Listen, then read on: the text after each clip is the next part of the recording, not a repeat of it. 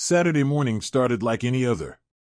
I was out in the garage, fixing up some old shelves, and Melissa, my wife, was upstairs doing who knows what. We didn't have any plans for the day, no fancy dinners or hangouts with friends. Just a quiet weekend, the kind you look forward to after a long week. Everything felt calm, peaceful, too peaceful, maybe. Looking back, I should have known something was off. Then the doorbell rang, and before I could even set down my tools, I heard her rushing down the stairs, her footsteps almost frantic. That was the first sign something wasn't right. Melissa never hurried for anything, especially not for a package.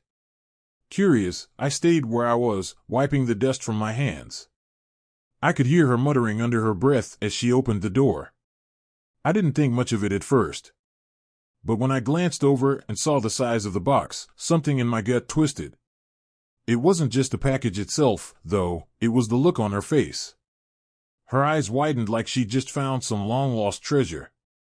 She clutched it close, almost like she was afraid to drop it. My curiosity grew, but I didn't say anything right away. I didn't want to come off as too nosy. Still, I wasn't an idiot. I knew something was off. She didn't bring the box into the living room like I expected. Instead, she carried it straight upstairs to our bedroom, holding it tight against her chest. It was strange, too strange to ignore. I felt that heavy, sinking feeling in my stomach and decided to follow her, quietly staying a few steps behind. When I reached the top of the stairs, I saw the door to our bedroom was cracked open just enough for me to peek through. Melissa was sitting on the edge of the bed, her hands shaking as she tore into the box. What I saw inside stopped me cold. There, wrapped in white paper, were the ashes of her wedding dress. The dress she wore 6 years ago. The one she told me was the most important piece of her life. I froze. What the hell was she doing? And why now? She hadn't mentioned a thing about this, hadn't asked if it was something we should do together. Hell, she hadn't even hinted at it. She gently traced her fingers along the glass jar that held the ashes, a look on her face I didn't recognize. And then she smiled. Not a soft, sentimental smile, the kind you'd expect from someone reflecting on memories. No, this was something else. This was relief. Pure, unmistakable relief, like some kind of weight had been lifted off her shoulders. I wasn't about to let this slide. "Melissa," I said, pushing the door open wide enough for her to see me standing there. She jumped, nearly knocking the jar off the bed. Her face paled for a split second before she masked it with that fake calm she always used when she thought she had control. "Oh," she said, casually trying to push the jar behind her. "It's nothing. Just an old keepsake." "A keepsake?" I couldn't believe what I was hearing. "You cremated your wedding dress without even telling me?" She rolled her eyes, crossing her arms like I was the one overreacting. "Why do you care, Jack? It's just a dress. It doesn't mean anything now." That hit me harder than I expected. Didn't mean anything? That dress was the symbol of everything we'd been through, the start of our life together. And she just burned it like it was a piece of trash. "I don't get it, Melissa," I said, my voice strained. "Why would you do this?" But all I got from her was a shrug and a cold, detached expression. It was like she was done pretending to care. She turned away from me, grabbing her purse from the chair as if the conversation was over. "I'm going out," she said without even looking back, her voice casual, like she hadn't just shattered my world. The door slammed behind her, the sound echoing through the house, sharp and final. I stood there, staring at the jar of ashes, feeling something crack inside me. How had we gotten here? How had something that once felt so solid, so permanent, turned into this? I stood there in the silence for what felt like hours, my mind racing. She had just left, like none of it mattered. Like burning the symbol of our marriage was nothing more than tossing out old junk. I couldn't shake the feeling that this was the final straw, that something deeper was going on. But the truth was, I'd been sensing this for a while. The late nights, the unexplained absences, and the way she always seemed distant. I just didn't want to admit it. I didn't want to face the fact that my marriage was crumbling right in front of me. I decided to do something I hadn't done in a long time. I picked up her phone. I knew it was wrong, invading her privacy like that, but at this point, I needed answers. She had been secretive lately, always keeping her phone close, even bringing it into the bathroom when she showered. And that wasn't like her. I unlocked it. She hadn't changed her passcode, which, honestly, surprised me. I braced myself, not sure what I was even looking for, but knowing I would find something. I scrolled through her messages first, but nothing stood out. Just the usual chats with friends, coworkers, and some family. I almost put the phone down, telling myself I was overreacting, that maybe this was all in my head. But then I opened her email. And there it was. The name hit me like a punch to the gut. Derek. I knew who he was. A colleague. Someone she'd mentioned casually in passing over the last few months. He wasn't some stranger, not some random guy. No, Derek had been in the background of our lives this whole time, slowly slipping in without me even realizing it. The emails weren't sexual, not outright. They were worse. They were emotional. Long conversations about life, about frustrations, about how trapped she felt in our marriage. I skimmed through them, my hands shaking, heart pounding harder with every word. She told him things she hadn't told me in years. How she felt suffocated. How she wished she could just break free from the monotony. How she was rediscovering herself with him. And Derek? He was eating it up. His replies were full of sympathy, understanding, and just enough flirtation to make it clear where this was headed. I felt sick. This wasn't just some office fling, it was deeper than that. She was confiding in him in ways she hadn't done with me in years. I tossed the phone down, pacing the room, feeling the walls close in. How had I missed this? How had I let it get to this point? Part of me wanted to storm out of the house, find her wherever she was, and confront her right there, demand answers. But another part of me knew it wouldn't matter. She was already gone, emotionally, at least. The Melissa I married was slipping away, and this Derek guy was the one pulling her. I couldn't just stand there, stewing in my anger and disbelief. I needed to do something. So I grabbed my jacket and keys, and without thinking, I headed out the door. I didn't know where I was going, but I needed to get out of that house. The house that no longer felt like home. The house that had become a graveyard for my marriage. I drove around aimlessly for what felt like hours, my mind racing, playing out every scenario in my head. What would I say to her? How would I confront her? Would she admit it? Would she lie? I wanted to scream, to hit something, but all I could do was grip the steering wheel until my knuckles turned white. Eventually, I pulled into the parking lot of a bar I hadn't been to in years. It was one of those dive bars, dark, quiet, the kind of place you go to when you don't want to be seen. I sat at the counter, nursing a beer, staring blankly at the TV. I wasn't really watching the game playing on the screen, but it was better than thinking about what was waiting for me back at home. A part of me wondered if she even noticed I was gone. Probably not. She was too wrapped up in her secret world with Derek to care. I could practically picture her now, texting him, telling him how much she needed him, how much I didn't understand her. It was all so predictable, so cliché, but that didn't make it hurt any less. After a while, I pulled out my phone and stared at the screen, contemplating whether or not I should text her. Tell her I knew. Tell her I wasn't some fool who didn't see what was going on. But as my thumb hovered over the keyboard, I realized something. It wouldn't change anything. No matter what I said, no matter how angry I got, it wouldn't bring us back. We were already too far gone. So I sat there, alone at the bar, the realization sinking in deeper with every passing minute. I don't remember how long I stayed at the bar that night. I just sat there, lost in my thoughts, drinking in the numbness that came with each beer.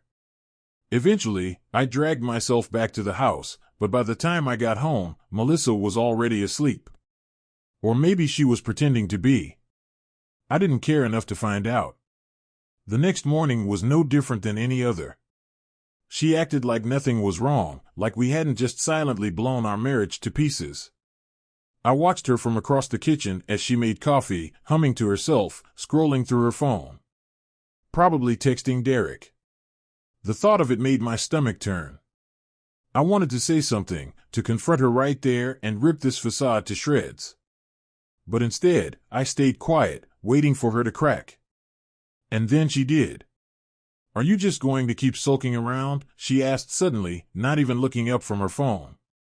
Her tone was sharp, irritated, like I was some kind of burden for being upset. I couldn't believe her. Sulking? That's how she saw it?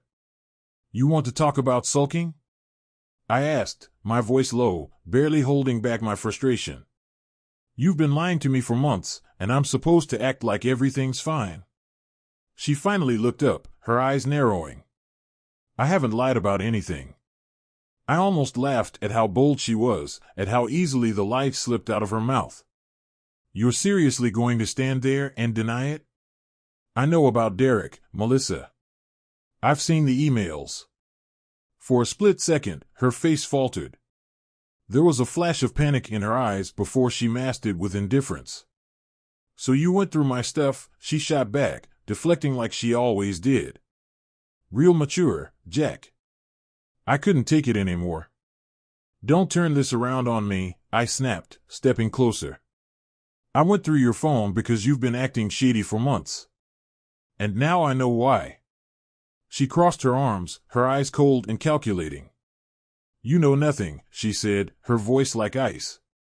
"Derek is just a friend. We've talked, sure, but it's not what you think." "Not what I think?" I repeated, shaking my head in disbelief. "You've been confiding in him, telling him things you haven't told me. You've been emotionally cheating on me, Melissa, and you know it." Her expression didn't change. She didn't flinch, didn't apologize. Instead, she shrugged. "If I can't talk to you, then I have to talk to someone, don't I?" That hit harder than anything. The coldness, the way she just brushed it off like it was nothing, like I was the problem. "So that's it, then?" I asked, my voice trembling with frustration. "You've just given up on us?" She sighed, like she was already bored with the conversation. "You're making this a bigger deal than it is, Jack." "I haven't given up on anything. I just needed someone to talk to. Derek understands me." That was the final nail in the coffin. She wasn't even trying to hide it anymore. She was done with me, done with us. And honestly, I realized I was done too. I stood there for a moment, staring at her, trying to figure out how we had gotten here. How the woman I married, the woman I had loved for so long, had turned into this cold and different stranger standing in front of me. But I didn't recognize her anymore. She wasn't the person I thought she was.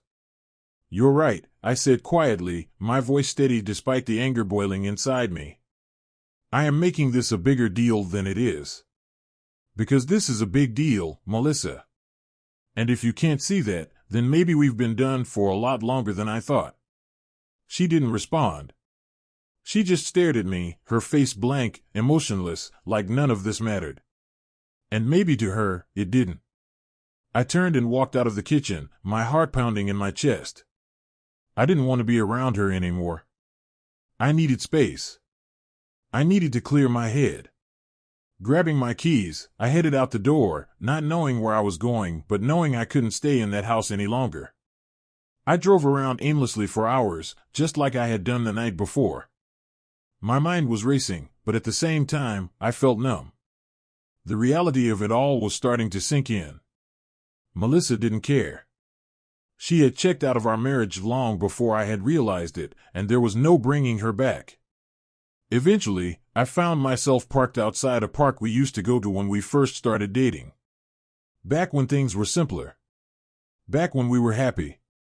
I sat there, staring out at the playground where we used to sit and talk for hours, trying to figure out how everything had gone so wrong. But the truth was, I already knew. We had let our relationship fall apart piece by piece, day by day, until there was nothing left but resentment and indifference. And now, it was too late to fix any of it. For the first time in a long time, I let myself feel the weight of it all. The anger, the betrayal, the sadness, it all came crashing down on me, and I realized that I couldn't keep living like this. I couldn't keep holding on to something that was already dead. I stayed at the park for a long time, watching the sky change from a soft blue to the deep orange of sunset. The longer I sat there, the clearer it became. I wasn't going to get back the life I thought I had with Melissa. She checked out long ago, and I had been too blind, too hopeful, to see it. When I finally drove back home, the house was dark and quiet. I expected Melissa to be gone, off with Derek or whoever she was using to fill the void I apparently couldn't. But when I walked inside, I found her sitting in the living room, legs curled up on the couch, scrolling through her phone like nothing had happened. For a moment, I just stood there, staring at her. Part of me wanted to say something, to confront her one last time, to demand she admit everything. But the other part of me, the part that had been worn down by months of silence and emotional exhaustion, was tired. Tired of the lies. Tired of pretending. Tired of fighting for something that was already gone. "Hey," she said without looking up, like nothing had changed. Her voice was calm, detached, like she wasn't sitting in the middle of our broken marriage. I didn't respond. I just walked past her, heading for the stairs, ready to lock myself in the guest room for the night and shut out whatever remained of the mess we had created. But as I reached the bottom of the staircase, something in me snapped. "I'm done, Melissa." My voice came out quieter than I expected, but it was steady. Firm. She looked up from her phone, her expression bored, like she couldn't be bothered to take me seriously. "What's that supposed to mean?" I turned to face her, and for the first time in months, I felt completely clear-headed. "It means I'm done with this. With us. With whatever this thing is that we've been pretending is a marriage." She didn't flinch, didn't show any emotion. She just raised an eyebrow, like I was being dramatic. "You're overreacting," she said, her tone flat and dismissive. "We've had rough patches before. This is just another one." I almost laughed at how easily she brushed it off. Rough patch? That's what she thought this was? "This isn't a rough patch, Melissa," I said, my voice shaking slightly with frustration. "This is you emotionally checking out of our marriage months ago. This is you lying to me, sneaking around with Derek, and acting like none of it matters." She sighed, rolling her eyes like she was already tired of the conversation. "I've told you 100 times, nothing is going on with Derek. You're just paranoid." I shook my head, unable to believe she was still sticking to that lie. "I've seen the emails," I reminded her, my voice low and steady. "I know you've been confiding in him, telling him things you haven't told me in years. You're having an emotional affair, and you know it." She stood up, crossing her arms and glaring at me, her posture defensive. "I don't owe you anything, Jack," she snapped, her voice cold. "I can talk to whoever I want. If you can't handle that, then that's your problem." There it was. The truth. She didn't care. She didn't care about me, about us, about the life we had built together. I was just an inconvenience in her new life, something to be brushed aside so she could focus on whatever made her feel alive again. I felt something inside me harden. I was done begging for answers, done waiting for her to show some sign that she still cared. I had been holding onto the past for too long, hoping that the woman I fell in love with was still somewhere inside her. But she was gone. And there was no getting her back. "You're right," I said quietly, my voice almost a whisper. "You don't owe me anything. But I don't owe you anything either." She stared at me, her expression unreadable, but I could see the slightest flicker of uncertainty in her eyes. "I'm filing for divorce," I said, the words coming out steadier than I thought they would. "I can't keep living like this, and I'm not going to fight for someone who doesn't care whether I'm in their life or not." Her face stayed neutral, but there was a flicker of something, maybe shock, maybe anger, that flashed across her eyes.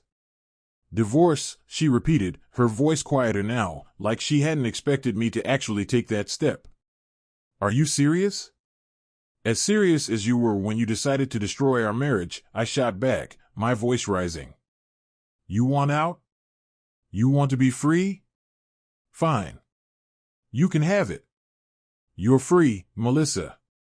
She didn't say anything. She just stood there, staring at me, like she was waiting for me to take it back. To back down, like I had done so many times before. But I wasn't backing down this time. I was done. Without another word, I turned and walked up the stairs, leaving her standing in the living room, alone. The next few days were a blur. I called a lawyer, set up a meeting, and started putting things in motion. Melissa barely spoke to me after that night. She stayed out late more often, sometimes not even bothering to come home until the morning. It didn't matter anymore. She was doing what she wanted, and I was letting her go. I thought the day I filed the divorce papers would be hard. That I'd feel some kind of grief or regret, like I was officially closing the door on the life we had built. But I didn't. If anything, I felt relief. I felt free. Melissa didn't even put up a fight. She signed the papers without hesitation, barely reading them over before handing them back to me. I guess she had wanted this just as much as I did, maybe even more. And just like that, it was done. After months of emotional chaos, after years of drifting apart, our marriage was over. And I was okay with that. I had finally accepted that the Melissa I once knew was gone, replaced by someone I didn't recognize. Someone I didn't want to know anymore. The day after the divorce papers were signed, Melissa packed up her things and left. There was no tearful goodbye, no dramatic confrontation. She didn't even tell me when she was going, just slipped out of the house with her suitcases, leaving behind only the memories of what once was. I heard the door close softly, and just like that, she was gone. Standing in the empty house, I thought I'd feel something, sadness, regret, anger. But all I felt was relief. The kind of relief that comes when you've been holding your breath for too long and finally let it out. It was over. The fights, the lies, the tension that had been suffocating me for months, it was all done. The next few weeks passed in a strange blur of calm. I got used to the silence. The house, once full of the constant hum of tension and unsaid words, felt peaceful. I no longer had to tiptoe around Melissa's moods or wonder where she was or what she was doing. For the first time in what felt like years, I had space to breathe. I started focusing on things I hadn't had time for during the mess of the last year. Little things, like cleaning out the garage or fixing the squeaky kitchen door that had been bothering me for months. I spent my weekends reconnecting with old friends, people I had pushed aside while I was too wrapped up in trying to save my marriage. They welcomed me back like no time had passed, and for that, I was grateful. Slowly, I started piecing my life back together, bit by bit. Of course, there were moments when it hit me, those quiet moments late at night when I'd roll over in bed and realize the space next to me was empty. But even then, I didn't feel sad. I felt free. The woman I'd loved, the one I had built my life around, was gone long before we signed those papers. Letting her go was just the final step in accepting that truth. One afternoon, I decided to do something I hadn't done in months. I went through my phone and deleted all of the messages, photos, and emails connected to Melissa. I wasn't holding onto them for sentimental reasons, but they were still there, haunting me, like some kind of emotional clutter I hadn't had the energy to clean out. But now, I was ready.